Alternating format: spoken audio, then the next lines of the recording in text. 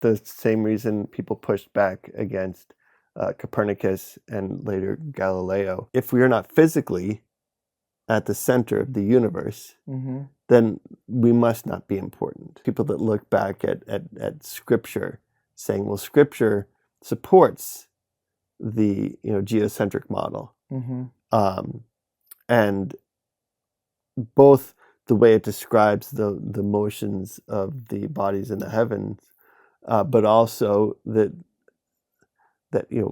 our place in the universe is at the middle. Therefore, the Earth must be at the middle. Therefore, it's taking a literal reading of Scripture. It's taking a view of our place in creation, and saying, if we're important, therefore that must mean we're physically at the center of the universe. 3, 2, 1.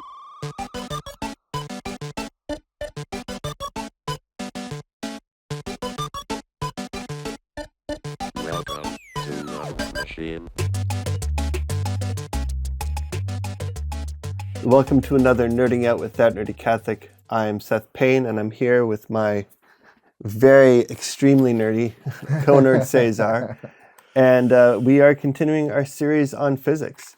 But before we get into today's episode, I want to remind you, if you go to thatnerdycatholic.com, you can sign up for our email list, get updates on what's going on around here. If you head over to thatnerdycatholic.com/merch, you can get cool mugs, t-shirts. I'm wearing my Settlers of Catan inspired shirt today. Have you ever played Settlers of Catan before? I have to learn that. Okay, well, we'll have to have your family over to play it sometime. My girls love it. They has to play it all the time. If you head over to thatnerdycatholic.com/support, you can help support us financially, and any gift you can give would be greatly appreciated, and it will show us another way that what we're doing here is important. So we appreciate any support you can give. All right, so Cesar, where are we going today? Today, we are going to Nicolaus Copernicus. All right. The first ones who is very famous to establish the heliocentric theory. So if we remember last time, we talked about Roger Bacon, a very unknown Franciscan friar, but give very much steps towards the ideas of modern physics. So Nicolaus Copernicus is going to defy another great conception, which is that the Earth is the center and everything moves around. But before, let's talk about his life. So we were saying that Roger Bacon was in the 12th century. Nicolaus Copernicus started his life in Polish. He was Polish. He was born in Poland in 1473, and he was an astronomer and a mathematician. And his contribution is widely recognized in history. Of course, his main contribution is the heliocentric theory. And that the sun and not the earth was at the center of the universe. He was born in Poland in a place called Torun. Forgive me, people who live in Poland. I try my best. We all do. Yeah. But at that time, Poland was part of the Prussian Empire. So it was Polish, part of Germany, and other part that I don't remember right now. But it was an empire. His father, Nicolaus, was a merchant, and his mother came from a family of nobility. So he has some, let's say, some means to survive and to live well. Yeah. He received education in his hometown, but later he went to the University of Krakow. And there he learned medicine. Would you know that? Wow.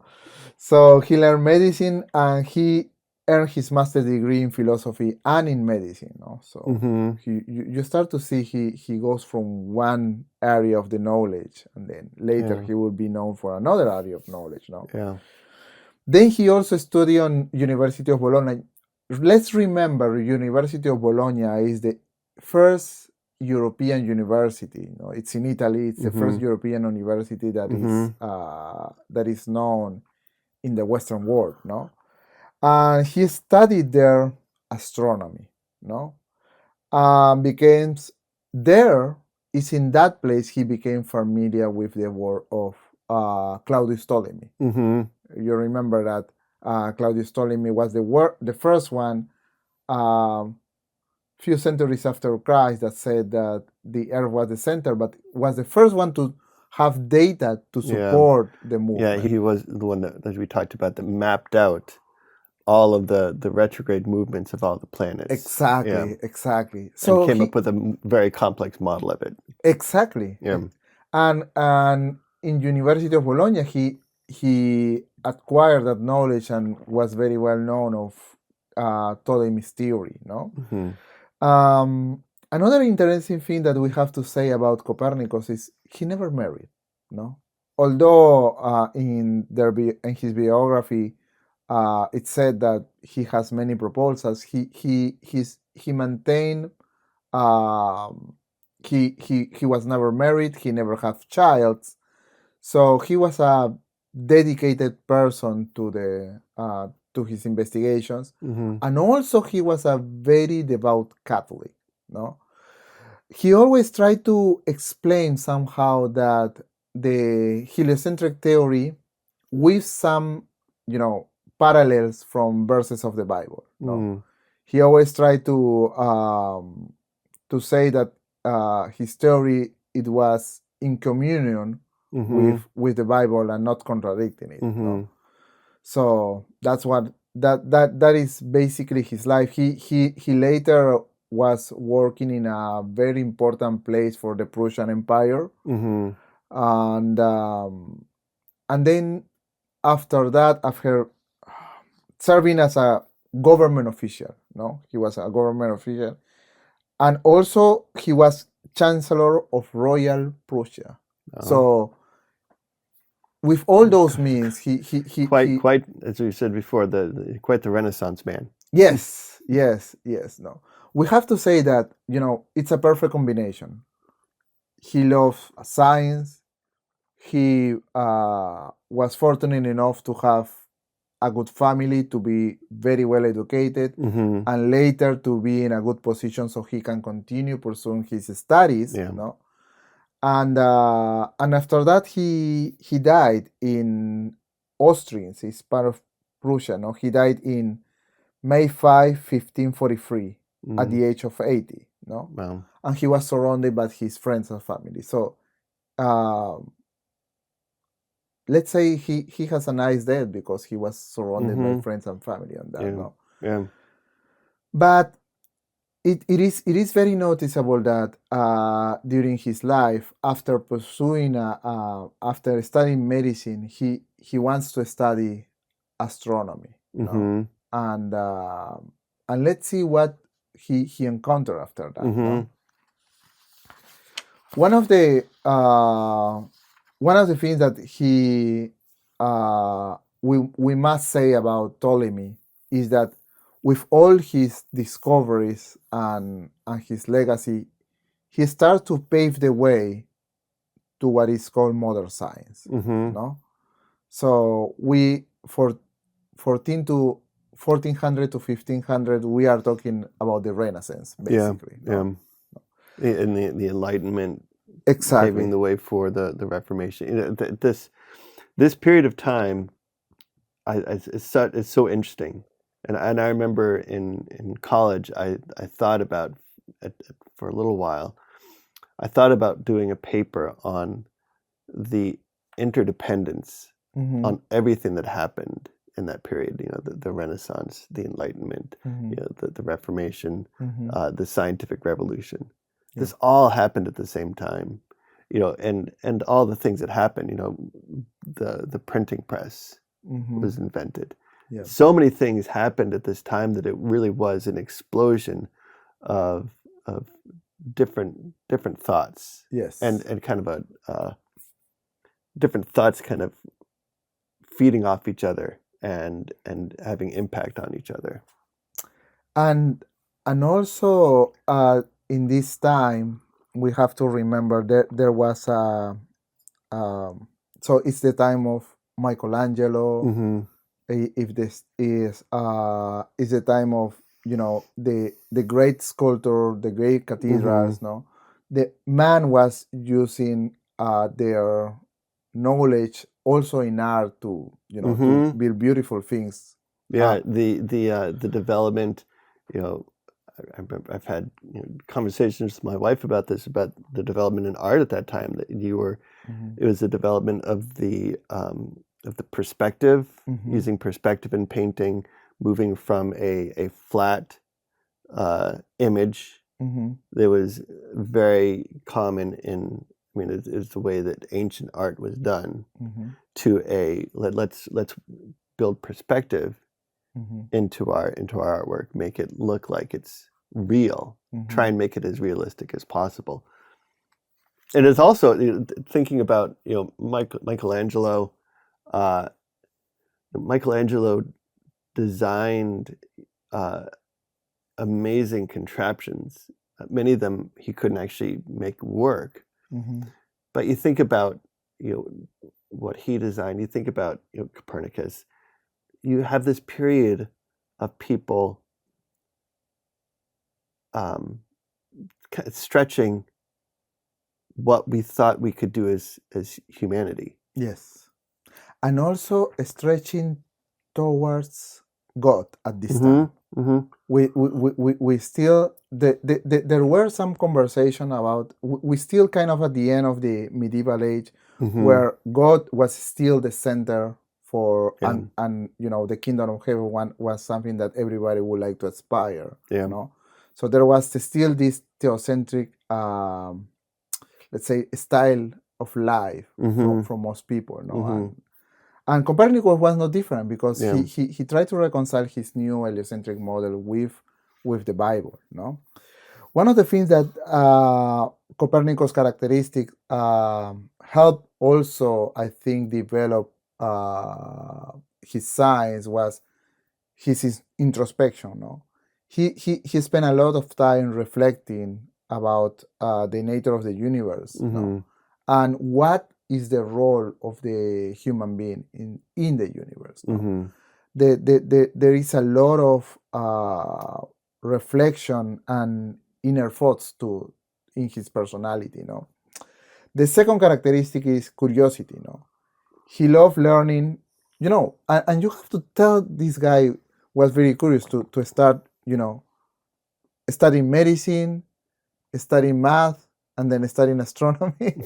Now, somebody will say, how are those things related? But, his curiosity, and I was there to say, pursuit of to know the truth, was in him. Yeah. You can see that, no? Yeah. And then also humility, no? Copernicus was humble and modest, often displaying his own achievement and recognizing the achievement of the other. That's really important. He never said, well, these calculations obtained by me. So what he learned from Ptolemy, he gave it to Ptolemy.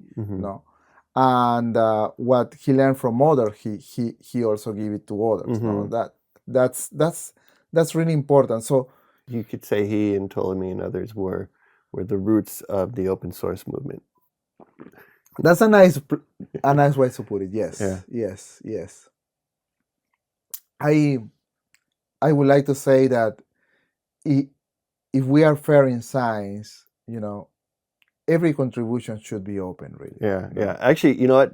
Thinking back, this book that I read in college, and I'm blanking on the author's name, but he was one of the founders of the open source movement. The book is called "The Cathedral and the Bazaar."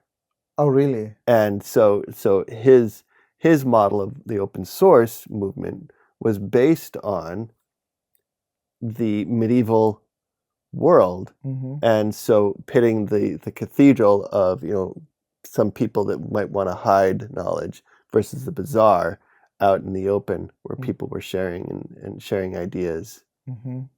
Yeah. That's interesting. So he wrote a book, no? So let's talk about his work right now. He wrote a book that is called On the Revolutions, no? And was published before his death. This book was published. It contained the mathematical and the astronomical data from the basis of his solar system, of his model. So not no? political revolutions. No, not a political. Yeah. It's a revolution of the celestial bodies, I would say, no? Yeah. In this model, he proposed that the Earth has three movements, no? The rotational one, the translation around the sun, and then a third movement that he calculated related to precession. What it was 25,000 year long cycle, changing the position of the Earth in the space. No, so that third movement was really a long one. Is that the wobble of the orbit of the Earth around the sun? That as the Earth orbits around the sun, Yeah, the orbit moves. Yes. The thing that I couldn't find is how he calculated this last one. No, it is said because that's in his work, no, but it didn't say what exactly made his calculations think about this 25,000-year-old move of the Earth, no. And that is why teachers today, math teachers always say, "Show your work." Yeah. Well, we have to to give him credit. We have to think that this publication was near his death. Probably that was some of his writings that we couldn't find. Well, it's really interesting looking at his. How you're saying he looked back. He got a lot from Ptolemy, and what did Ptolemy do? Ptolemy took a lot of data that had been collected before him, and was able to see it all together. And so Copernicus doing the same thing, taking so much data that had been collected before him, and being able to put it together and figure out, based on all that data, the model of the heliocentric. Yeah, and he became with this heliocentric model because he saw the imperfection of Ptolemy's model about the precession. No, I said that makes sense, and it would be an easier model if the sun is the center. Yeah. So that way we don't have to deal with the precession of the apparent movement that Ptolemy put in his model. No, it shows a desire to create a Occam's razor, right? The simplest answer is the right one. Usually, yes. So what makes more sense? That the Earth and other planets go around the sun, or that planets are able to make these tiny little loops as they go around the Earth. Yeah. And that is something really nice, because he dared to say this with defying somehow the established knowledge. Remember, the geocentric model was not exclusive of the Western world, was not exclusive of the Catholic Church. It was the belief in all the known world. No, Christians, Arabics, the Islam world, the Eastern world, all of them believe in the geocentric model. No, it was defying actually the worldview of everyone. No? So there are some things that he stated, 7 things that he stated. No, the first one is that there is no one center in the universe. No, the Earth center is not the center of the universe, ergo, because there's no center. No, the center of the universe is near the sun. That's what he said. No?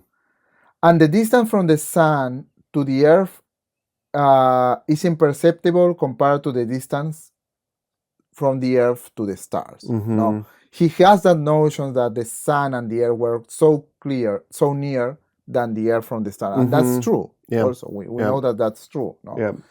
The rotation of the Earth accounts for the apparent daily rotation of the stars, Mm-hmm. no? Which obviously we know it right now, Mm-hmm. a Yeah. revolutionary idea at that time, Yeah. no? The apparent annual cycle of the movement of the sun is caused by the Earth revolving around it, Mm-hmm. no? And the apparent retrograde motion of the planets is caused by the motion of the Earth from which one observes, no? Yeah. So Yeah. it's not retrograde, but it is the Earth moving around the sun, Yeah. and the planets also around the sun. Yeah. It's so interesting thinking about this. Everything that he discovered, and that he kind of brought into the public's mind. This new model of the universe.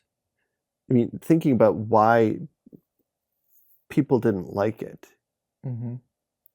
We weren't at the center anymore. Yeah.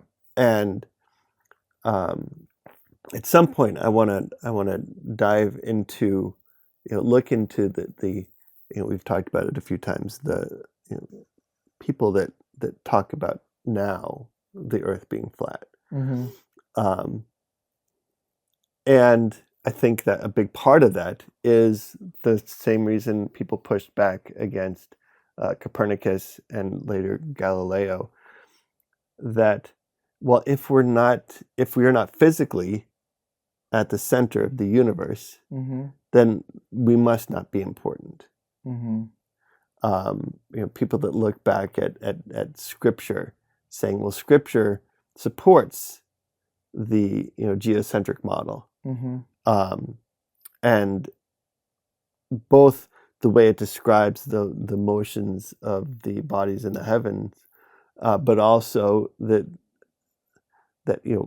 our place in the universe is at the middle. Therefore, the Earth must be at the middle. Therefore, it's taking a literal reading of Scripture, Mm-hmm. but it's also I don't know. It feels like a very I don't want to say immature, but it's taking a view of our place in creation, Mm-hmm. and saying, if we're important, therefore that must mean we're physically at the center of the universe. Yeah. And I think it's so interesting that he not only came up with this heliocentric model of the universe, and saying things like, there is not one center of the universe. But he also, you're saying, his introspection, he said, I don't think that this conflicts with my faith. Mm-hmm. I still think that we as humanity are very important Yep. in creation. And spending time looking at everything he had discovered and saying, well, how does it fit Yes. with Scripture? I love that idea that you just said. We're still important because the importance of the human being is not because we are at the center of the universe. It's because we are created as the image of God, Mm-hmm. which is Yeah. a greater important than being at the center of the universe. Exactly. Yeah, I saw an interesting video the other day. It was a guy who makes videos refuting flat earthers, Okay. and he was going through this flat earthers video, but he was basically saying that the reason why people talk about, or people want to believe that the Earth is flat, is because they want to feel special. And you're saying it's not because that person wants to feel individually special. They want us as people to feel special. Mm-hmm. And kind of like the same idea that we've been talking about, that for us to be special as a species, Mm-hmm. we need to be at the center of things. Mm-hmm. And this flat earther was saying, well, look at all these these globers. They look out and it's like, well, there are trillions and trillions of stars, and there are trillions and trillions of planets around these stars. Therefore, they must say that we're not special. And the guy said, and it's really interesting because this guy that refutes the flat earthers, it's very clear. He says many times he's not a believer. But we're not special because we're the only planet. We're not special because we're the because we're not in this because we're in the center of the universe. We're special as far as we know. Even as a non-believer, he can say we're special because at the moment we're the only planet that that supports life of all the ones that we've seen. But as a believer, we can go one step further and say we are special because we were made in the image of God. Yeah. Even if there are other planets out there that support life, even if there is other intelligent life out there, we're still created in the image of God. Yep. I would like to say that also one of the key things about his heliocentric model, going back to Copernicus, is that his observation, the one thing he didn't have is a telescope. So all his observation and annotations were made at naked eye. And that is the thing. That's incredible. That, yes. First of all, that's incredible. Yeah. No? But second, that is the thing that he lacked of precision to convince the rest of the world about his model. No?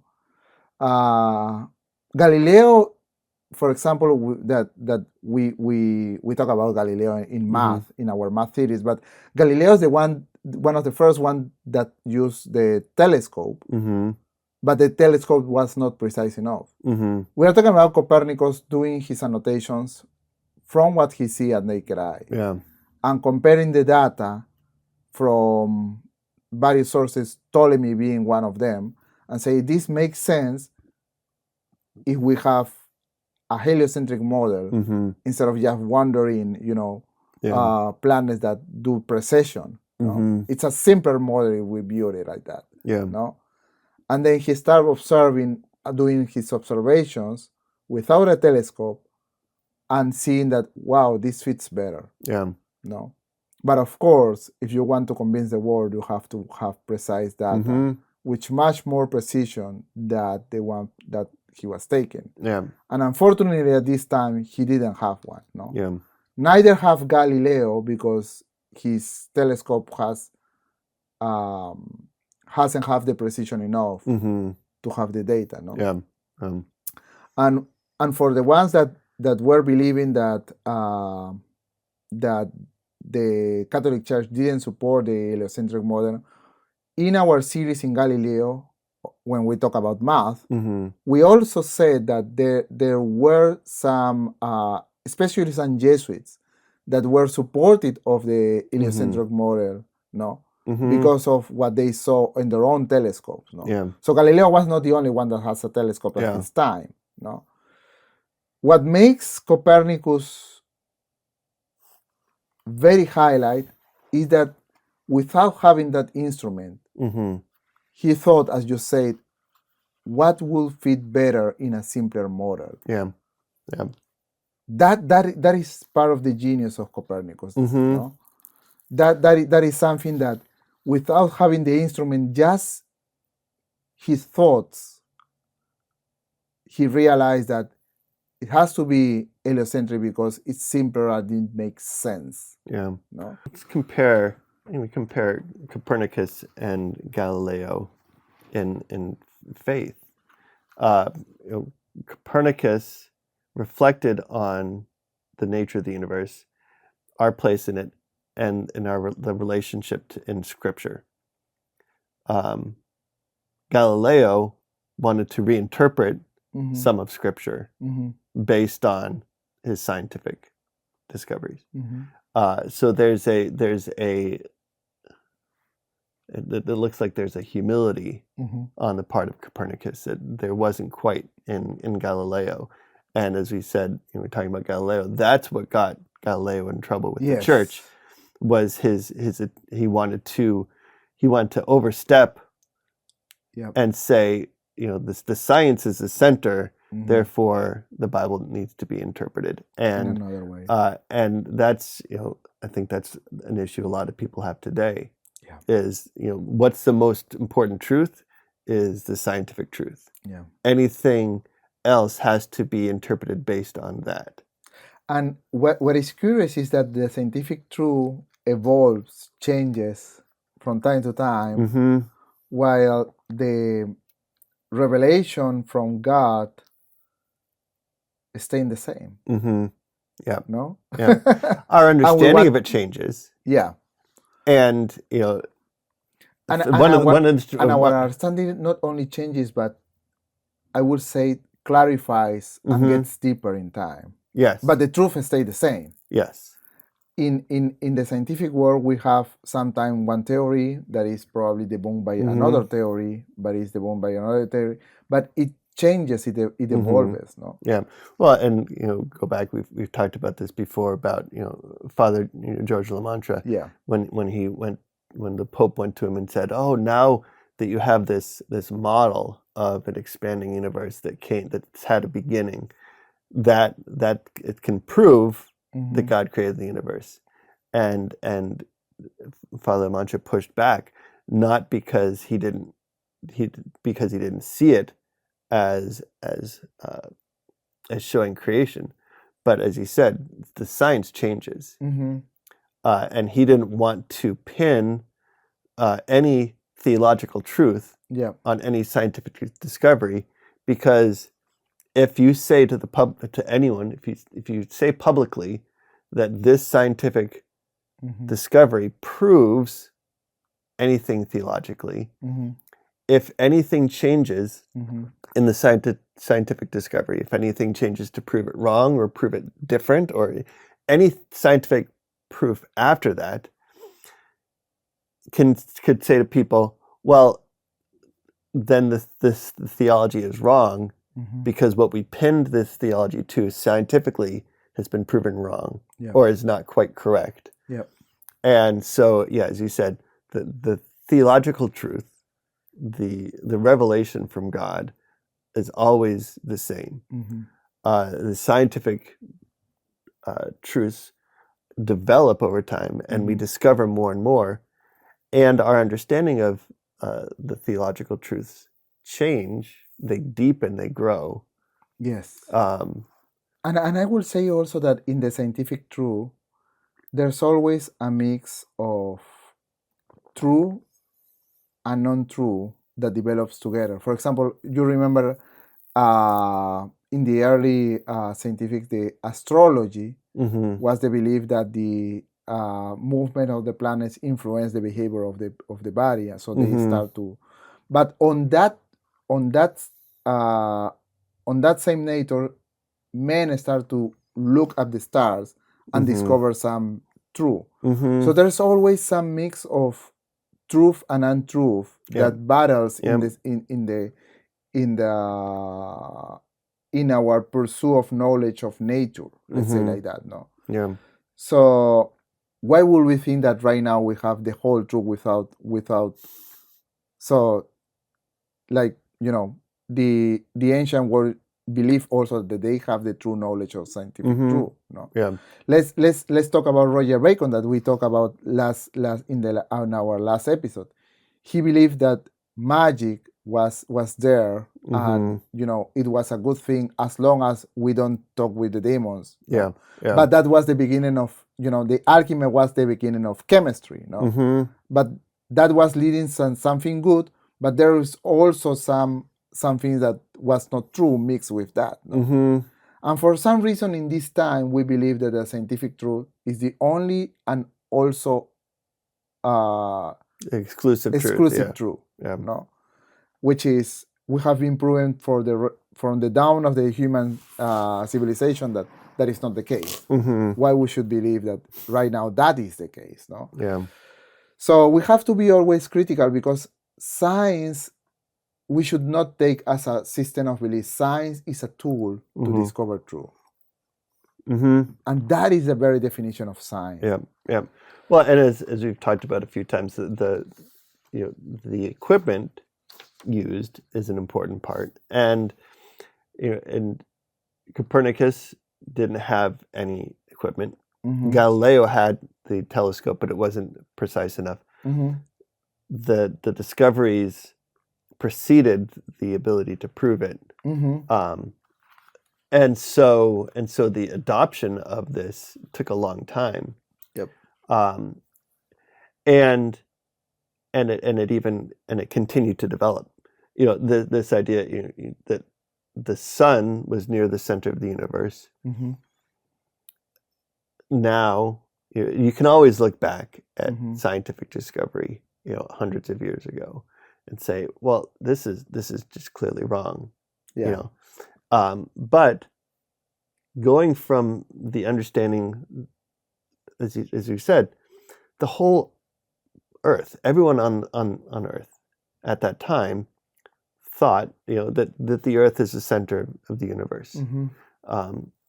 Back in the time of the Greeks, everyone thought that the Earth was just a flat plane with the moon and the sun and the stars up above us. It's a development of the understanding of the universe. And so we can't look back at Copernicus and say, well, how could you possibly think, looking at, he said that the distance of the Earth to the stars is imperceptible. It's so they're so far away. So how could you say, with them being so far away, that we're still, the sun is at the center? Yeah. It's a development of this understanding of the universe. Yes. I completely agree with you on that. It will take also a couple of decades more to have Tycho Brahe with precision of a good telescope to have precise measurements, and Johannes Kepler to finally say, well, the Earth revolves around the sun, and this is a measurement to support it. And that will change the whole worldview of the known world at that time. But we are not there yet. You're not there yet. No. We are not there yet. No. But we have to say that he's the first one defying the geocentric model that has survived for centuries. As one of the most important legacy of Copernicus. And after that, even someone in the Catholic Church will start believing that probably yes, and start looking at the at the stars. No. Well, as you said, there were Jesuits and others within the church. Yes. That when they became available had the telescopes, and so there were a number of people that were working on this. They were trying to support and to prove Copernicus's model. Yes. The second one is he planted the seeds for future development. Galileo knows about the Copernicus model. No? Johannes Kepler, Newton, who will give rise to the modern science, knows about this and was inspired by about this view that Copernicus has. No? That's very important. No? Sometimes you have some knowledge, you spread to the world, but that's in a limited way, and it's others that can develop but are inspired by this. No? As you would like to say, sometimes we are a step on the shoulders of giants. Or something like that. We stand on the shoulders of giants. Thank you. We don't. No one starts any discovery on their own from scratch. Yes. We always take from what people have come before us. Yes, and that's a beautiful thing, because as we pass through life, we have to also think, what legacy are we trying to give to our family, to our community, and to the world? Yeah. What is important? No. Yeah. Each one of these scientific people give a little grain of salt to build that building of what that we have right now. Yeah. No? Like even thinking about why we're doing these videos. We want to look at the intersection of science and faith, and we want to pass it on to our children, to the next generation. And I mean, personally, I have seen so many people on both sides of the theology science debate, looking at, well, theology is what's important, and therefore, science really isn't that important, or the science is every truth that's important is a scientific truth. Theology and philosophy, that's just people that like to think on the side about unimportant things. But anything that's true, what's important is the pursuit of the truth. And so this is, I think this is the legacy that we want to pass on. Yeah. Is that, to show that you can grow in your understanding of God and us as His creation, and also say, well, let's look at let's look at the science that we've learned, the scientific truths, and Copernicus is a great example of that. That he spent his whole life growing and in his desire to understand the world better through scientific truth. But at the same time, how do I bring that back, and how do I relate that to my faith? Yes, and that is really important, because right now, nowadays, we can still do the same. We can still, like Copernicus, pursue truth, look at the nature, because as believers we create that we believe that nature was created by God. No, but even if you are not believer, the one belief, the one act of faith that every non-believer does when they do science is that this would make sense, and there's order behind of this, and I want to discover that order. Even if you are a non-believer, you have to have that faith in order to start science. Right? You can't do science if you didn't believe that there was order in the universe. Exactly, and that the pursuit of that knowledge in that order is what made it beautiful and attractive. Who is it that I'm trying to remember, who was it when we in our math series that said that the language of God is math? Do you remember? You got me. But that idea that math is the order. All science is there, as there's math involved, because math is that transcendental, this ethereal thing. You can't touch math. Yes. And yet math puts order to everything in the universe. And so this idea that there is an order, that it all makes sense, and as believers we say that, well, yes, because God created everything orderly.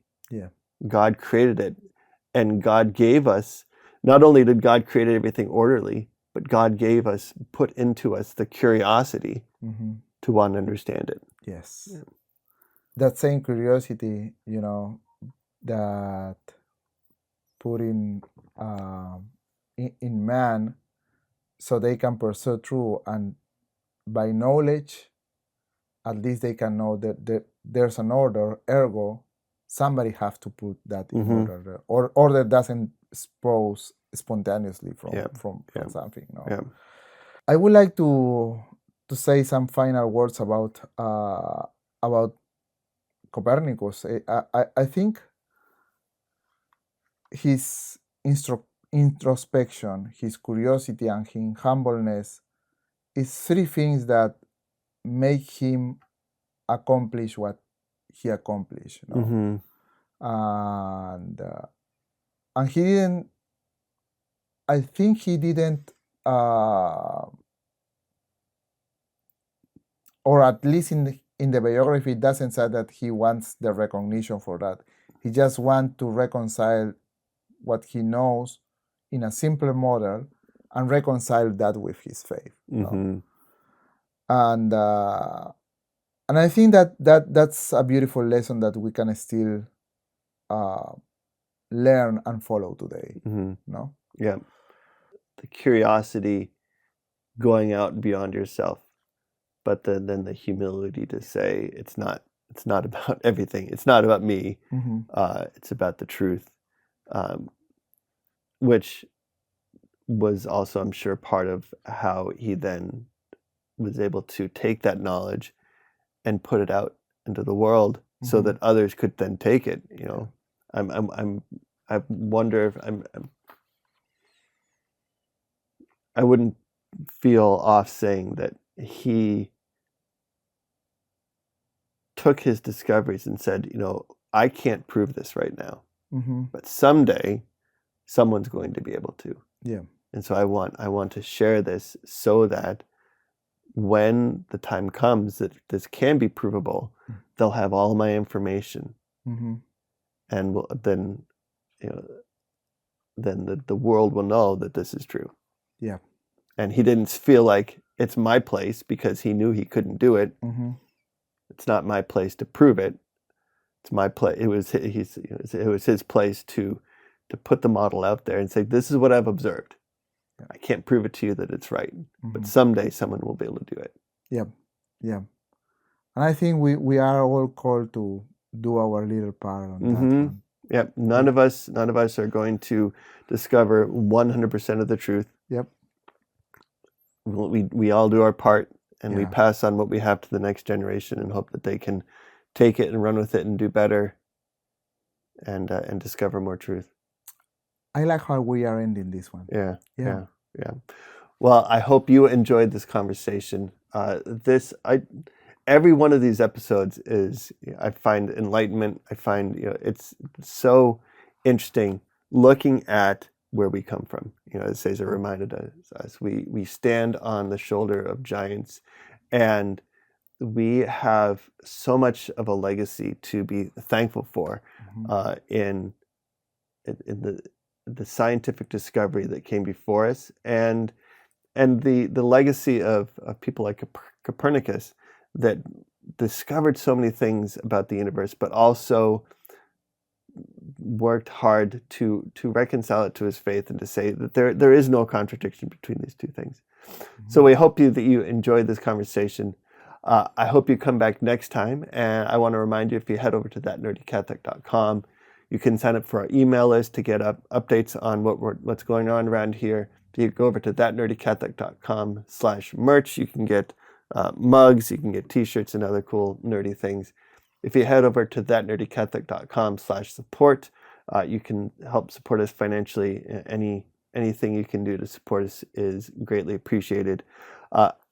If you have any questions, you know, or any thoughts on today's discussion, leave them down in the comments below. We read every single comment, and we try our best to respond to all of them. And we encourage you to subscribe to this channel. You know, share these videos, and just help get this conversation out in the world. We're not just, you know, spouting truth just so that we can be talkers, but we want to be a part of a greater conversation. So leave your thoughts in the comments below, and we look forward to seeing you next time. All right, God bless. Bless. Bye-bye.